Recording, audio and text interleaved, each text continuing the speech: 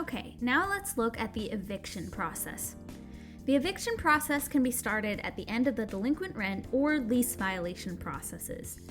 The eviction process can be broken down into 4 active stages, 2 positive outcomes, and 3 negative outcomes.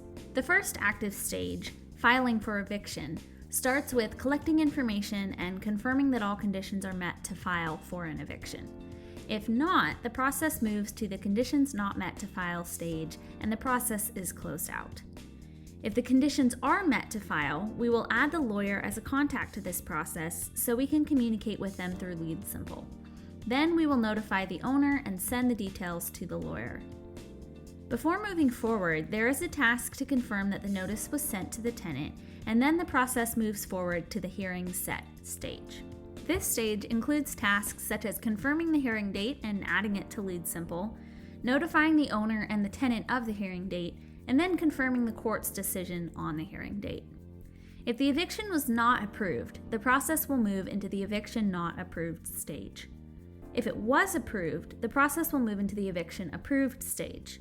In this stage, there are tasks to confirm the eviction date, schedule a locksmith to rekey the property, meet at the property on the eviction date, and confirm whether the tenant vacated the property.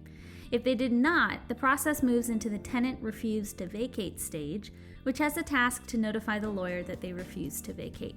If they did vacate, there are a couple additional tasks to notify the owner and start the make-ready process before the process moves to the tenant evicted stage.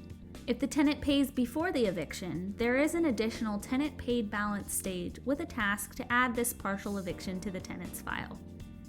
Building out your eviction process with any additional local laws or details will make it easy to run this process when necessary without reinventing the wheel every single time. And then also remember that incorporating task due dates that are relative to the hearing and eviction dates, and also utilizing email templates in this process will make it streamlined and easy to follow.